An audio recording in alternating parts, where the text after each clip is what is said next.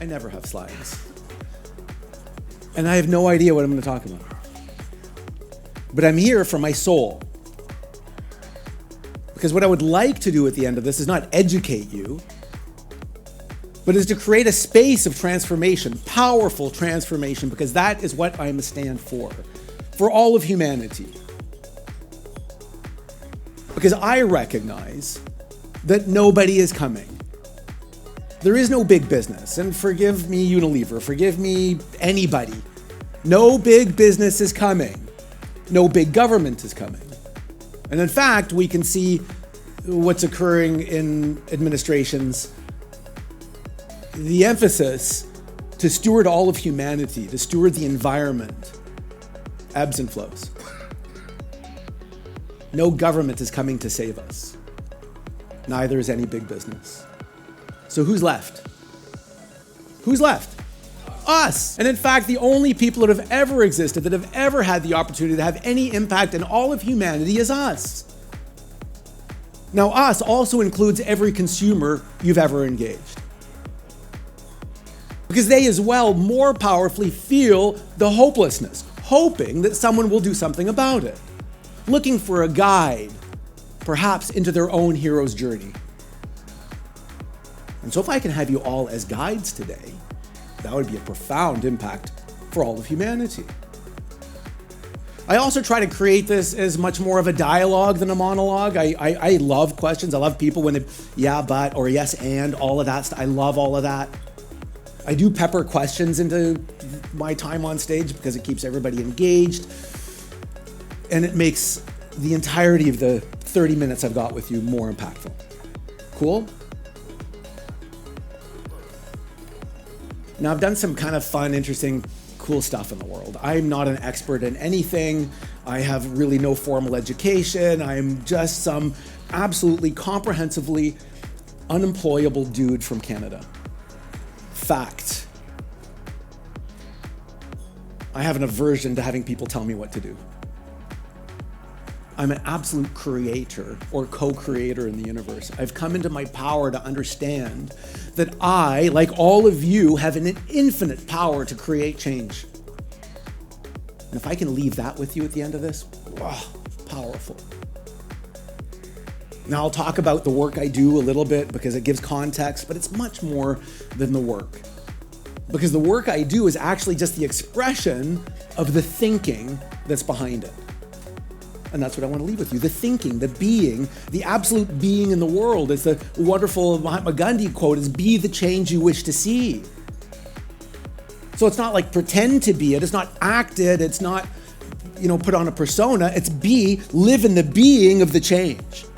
And in the living of the being of the change, lo and behold, it appears. So let me set some context over the work I do.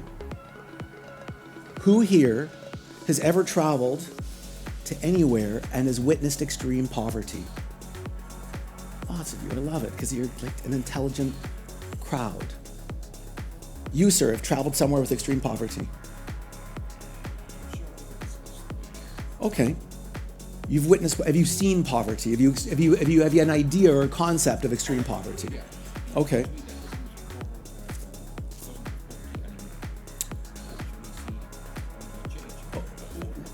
Wonderful.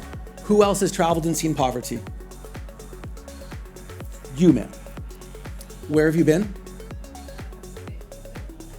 Awesome. You've been in the favelas of Brazil. What do people in the favelas of Brazil struggle to have every day? Food? Hygiene? Critically important. Hygiene? Food? What else? What do people who live in extreme poverty need? Come on. Water, clean water, water free of dysentery, money, opportunity, meaningful work, shelter. What else? Education, power, minutes. I mean, we go on and on, all living in the base of needs. Now, those areas that you think of that have, still is a billion people, almost a billion people today that live with food insecurity. They have no idea where the next meal is coming from. And so those areas that have all of those needs, are they clean? Are they in line with nature? And are they aware of the materials? Or are they overwhelmed with garbage? They're overwhelmed with garbage. And of the garbage, what kind of garbage is predominant? Plastic garbage, wow. No surprise, because the world is racing to provide to the poor items that they can afford, that can be distributed easily, and it goes in plastic. So we use one problem to solve the other. I've built a globally renowned social fintech, whatever that freaking means. I'll paint it as a context as stores for the poor. Think of a store where everything that we just talked about is available. School tuition, medical insurance, Wi-Fi, cooking fuel, minutes, vision care, medical insurance, medical care, clean water, filtered water. But we only accept plastic garbage as money. Kilo by kilo for the things that you are desperate for on a daily basis. Children are sick, you need acetaminophen to break a fever. Don't have any money, the plastic from your home. Vision care, plastic from the canal. School tuition, collect with your neighbors, collects enough plastic and your daughter goes to school. Whatever you need using the material beneath your feet that others had viewed as garbage, we see as diamonds and gold. Diamonds and gold. Because the poor don't throw money away. Fact. People have asked me in the past, why don't you just tell the poor to recycle? Crazy. Never left their village. They're comprehensively illiterate. They struggle every day with sick children, perhaps no clothing, no shoes, and on and on and on. And a man convinced against his will is of the same opinion still. I'll repeat that. A man convinced against his will is of the same opinion still. You cannot win an argument by arguing with someone. You will never win. But I can create a transformative moment where someone sees things differently. They choose it to be something new. Because I can't convince them to recycle, but when they have an opportunity to look at it as money, oh, hold on a second, that's a whole different, that's transformation. Now, the cool part about what we do is I talked about stores, but the model that we have really moving forward powerfully in the world. Now, we start off in Haiti. We went to the Philippines, Indonesia, Brazil, went to Egypt, we went to Cameroon, Thailand. We're now mapping Nigeria. We've got a lot of work to do ahead of us. But the expansion is through schools. Tens and tens and hundreds of schools. Thousands of schools where we teach the school to teach the family about the environment, about plastic, and about all of those things. And the family brings the plastic to school. You've got to be able to walk it to school. You've got to be able to walk it to a location to have it of value. And then the school makes money, the family makes money, the child learns that by stewarding the environment, poverty can leave the community. It's a profound paradigm, new paradigm for the entirety of the village or community or city or whatever it might be. It's all transacted through a blockchain-based banking application or a social fintech. Wow. But it's banking, it's money. You see, when you've got the paradigm that plastic is money, well, how could I use and transact money? What would I buy? What would I pay for? How could I use it? What instruments? What's available to me using money? We pay bonuses. There's always the base price that we pay, and then we pay a bonus on top, and that bonus sits in the account for a month. Why? Because it's a sense of savings. So that even the poor who have never had savings, never had a bank account, never had an identity card, never belonged to anything, now have something of value for themselves so they can see themselves newly. They can see themselves as diamonds and gold. And we know that becomes magnetic. Savings begets more savings. You see, you can't donate the end of poverty. you can create the condition where poverty can leave and it can solve itself. That's what I'm up to in the world. Trying to convince anyone against their will. I give a rat's ass if anyone joins me. I do not care if anyone wants to be my customer. Nothing. Now, we're doing great in the world. It's remarkable. And the less I care, the more people see the authenticity and be with it all and want a bit of that as well. My endeavor is to be the guide to everyone's hero's journey, so that everybody has an opportunity to participate. Like that bottle we had yesterday on display here, that Mr. Muscle bottle. You guys all know the brand Mr. Muscle. That has our material in it. So when you're buying a bottle of Mr. Muscle, whether you know it or not, you are in fact helping the world's poor and helping prohibit the flow of plastic from entering the ocean. You see, the whole world is talking about plastic in the ocean, and look what's occurring here, and look how many brands are trying to do whatever they can to minimize the amount of plastic and don't use straws and this and that and blah, blah, blah. And we were all touched and inspired by images of overladen beaches, animals that were ingesting plastic, turtles with straws and all the rest of it. The decomposing corpses of animals that are full of plastic. That's what inspired us all to make a decision about reducing our plastic. All these big corporations doing as much as they can, but no matter how much they do, it doesn't actually address the problem, because the problem is poverty, because 80% of the plastic entering the ocean is coming from areas of extreme poverty. So I don't care if you're a brand trying to reduce your plastic here, it has zero significance over the actual problem. You see, I try to bring the self-evident truth to life, the inarguable truth. And some brands don't want the inarguable truth. They want to be able to just say they're participating in, I don't know, sustainability or something like that, which is so passé anyhow. By the way, give up the word sustainability. Ridiculous. Honestly, it's so thin. It's like people see through it. And really, what are you going to do? Sustain the damage that's been done? Now you can get to regeneration. That's an idea. You could be regenerative. You can start repairing and restoring. That's maybe a paradigm beyond that. Or you could get into prosperity. You could build prosperity for all as opposed to just profit for self. That's an opportunity. There's different words you can use that beget a new way of being in the world. You could begin using our material into your packaging so that the consumer themselves become the hero in the journey, because nobody else is coming. I have to keep looking at my watch because I could talk forever. Any questions so far? Yes, ma'am. Yeah.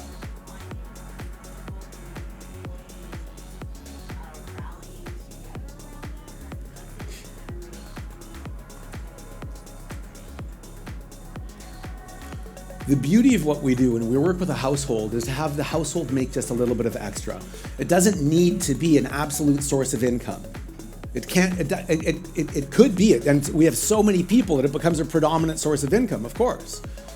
But if we can just inspire a household to not throw their plastic away that they bring into the house or burn it, which is what happens, which is where cardiopulmonary disease is so prevalent in areas of poverty, because they're burning it and everyone's ingesting all of it. So just don't burn it, keep it and bring it to school, and that pays for extras or things. And you still get a bank account, you still get inclusion, you still get a sense of identity, community, all those things. And then what we find as well is that people go out and gather together. It becomes a very social community, not competitive. And then within it, we also build all these other algorithms and stuff so we can look to see if people are trying to game it and employ children and all those things. So we have to look at all those things because that's important and relevant. And yes, it becomes a predominant source of income for so many. Now, in all the work we're doing, I can't even tell you how many people we're influencing, but just between our registered collectors, schools are a one because we don't register children. So schools are a one, but a school can have 2,000 people in it. So 2,000 children, and 2,000 children coming from a family of 5 could be 10,000 people on its own. And we've got lots of those. But between our registered collectors and let's say their family, we're influencing maybe 350,000 people already. I mean, a third of a million people that have access to additionality in their life. And we're prohibiting hundreds of millions of kilograms of plastic from entering the ocean. It's actually arguable if it would enter the ocean or not, but it's discarded plastic. It's environmental plastic. It could be burned and certainly could make its way. It's a conversation that we have with S.C. Johnson, which is recovered coastal plastic. So there's lots in all of that. So easily someone can go and collect the material, bring it to the school, have it weighed, have a value deposited into their account. They have a sense of savings, they have an identity. We gamify it and incent it as well. There's prizes, rewards, other things along the way. Now, I think more significantly, what I'm most proud of and what's taken us years to get to is the financial inclusion part. Because if we truly want to solve poverty, we have to use it as a tool. Who here has borrowed money? You, sir, have borrowed money. And what did you have to prove to borrow money? You had to have a credit rating. Cool. How do you establish a credit rating? You have to borrow from other people. And what did you have to do to borrow from other people? You had to prove earnings. You had to prove income. You had to prove you didn't have debt to other people. You had to prove that you paid on time. You had to prove probably that you had other assets to pay for the debt. So when you live in a favela of Brazil, how do you do that? You don't. You go to a loan shark. African continent, average interest rate, 50%. And because you've never left your village, you're illiterate, you have no idea that you've just become enslaved into a loan shark. Or you collect plastic and you return it consistently, week over week over week, and you have an increasing volume of material, and you have high quality material, have high quality social interaction, and we now establish credit worthiness for the poor. And just now we're offering zero interest loans to our collector community. You see, plastic is a currency. Plastic is diamond and gold. Collect and transact it and transcend poverty. Cool. Have you all heard of the United Nations Sustainable Development Goals? You have. They're numbered. Do you know what that means? They're in order. They're in order, not widely known. 1 to 17. 17 partnership for the goals, which is where our relationships with companies like S.C. Johnson or Reckitt that was here, or Alcon that was here, partnership, many, Ocean Bottle. Some of you have an Ocean Bottle, also partners of ours that help this whole process. So you can partner with us. That's number 17. Now, if we want to get to life below water or life on land, which is what everyone's focused on, we've got to solve number 1, poverty. You cannot solve marine degradation alone. That's a greenwash. Let's talk about that in a sec. You cannot. And you'll never solve poverty, and you'll never get to life below water if you don't at least get to number 3, education. Quality education. And you won't get to quality education if you don't solve number 2, hunger. Because kids won't learn if they're hungry. And as we see around the world, stunted growth because people don't have the diversified diet they need, so they don't grow and their brain doesn't develop. So I'm never going to get to life below water or life on land, which is way down there, if I don't solve poverty first. You see, I began wanting to solve the catastrophe that was unfolding in the ocean, and I learned and recognized powerfully that what I needed to do, what we all need to do, because nobody else is coming, is solve poverty. To solve poverty, I also needed to solve hunger. I needed to solve education. I needed to give quality opportunities. And I had to build equality. We had to give hope. So everyone has an opportunity to look at the plastic beneath their feet as being hopeful. Cool? Any other questions? Questions? Yes, the handsome man here, yes. The business model that you Yes. then sell the plastic, do you? Is that what? Yes, we collect hundreds of millions of kilograms of material. You could imagine the volume of people we have collecting the material. We collect what we're trying to do is more of a post-consumer type material that's returned. We work into local ecosystems with a local processor, a local recycler, and we help build them and establish them and bring them up to a North American or European standard, which could just be simple by having fire extinguishers sometimes, or making sure people are using closed-toed shoes, and on and on and on, which we regularly audit and have to go in with our customers to make sure that there's no children employed and all the rest of it. And we build their capacity, which builds a higher quality material. And then that material we sell to the world's most honest brands. Those who are choosing to stand on the right side of history. Ones who want to be a part of the solution and not the pollution. Those are our customers. And those customers have a profound opportunity to communicate that to their customer. So the customer feels like every time I'm buying something, the world's getting a little bit better. At least it's hopeful. At least I'm not desperate. At least I know I'm doing something good, and that brand has got heart, it's got soul. Because I don't partner with everybody. I don't care.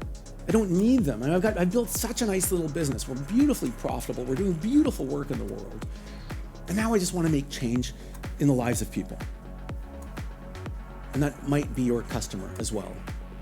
And I would probably say that it is your customer too, because they want to be a part of that solution.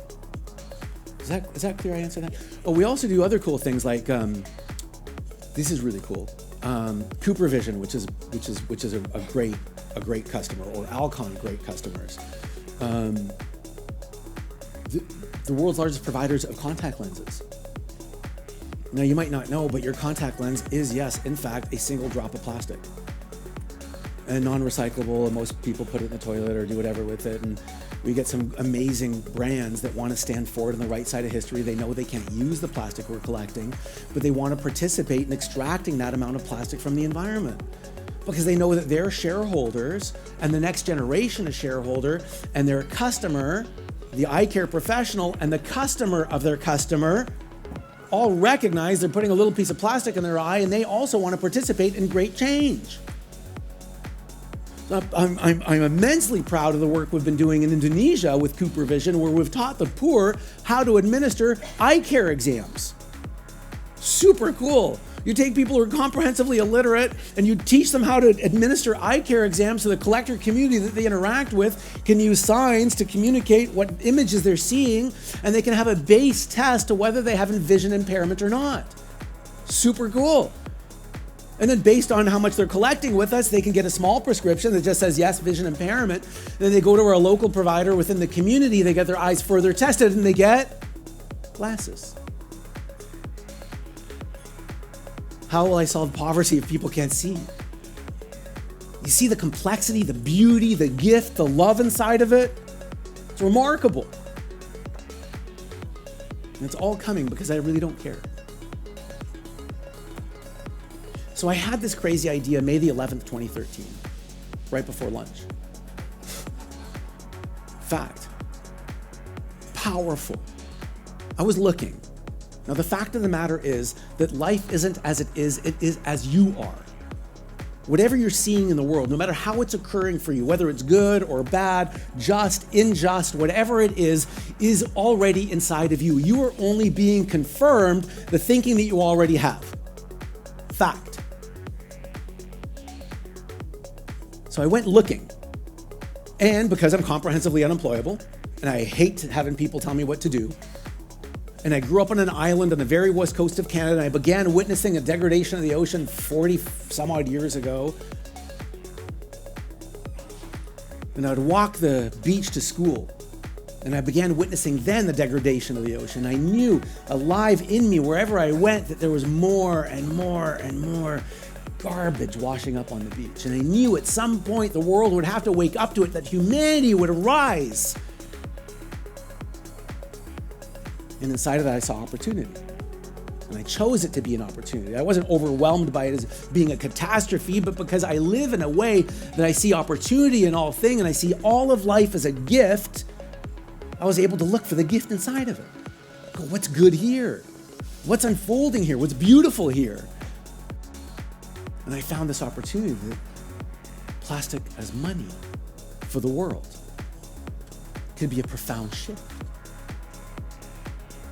And I decided then that was an opportunity.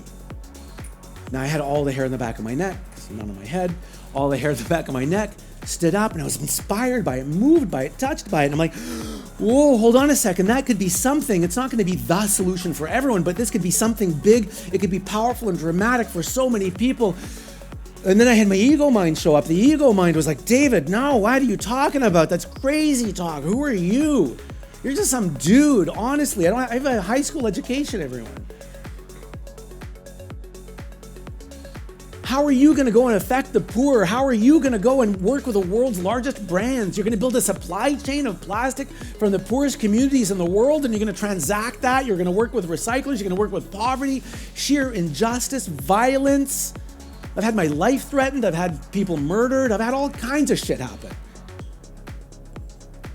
I was overwhelmed with all of that. Who are you to do all of that?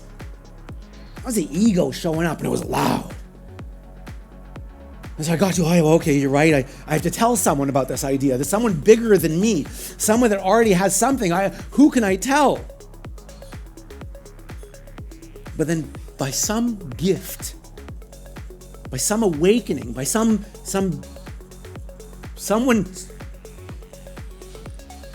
spoke. It was a soft, wonderful, beautiful voice.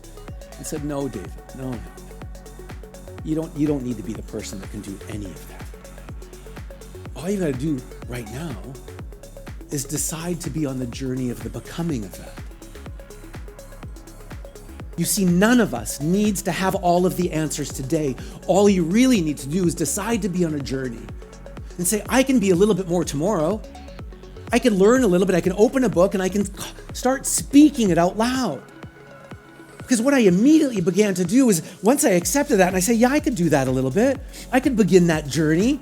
I don't know what it'll look like, but at least I'll become something greater than I am today, and I'll have some impact on someone. If I tell everyone, maybe I'll find the right partners. And that's what I began doing. I just started telling everyone from my sense of being, be the change, because I began speaking of a world that didn't have waste. Because I believe that if we are to survive as a species in 1,000 years from now, we would be thriving. And if we're thriving at some point along that journey, we have stopped putting all of our garbage in the street, in a hole in the ground. And somewhere along that journey, everything comes back to circularity. And when's the best time to start that? Now.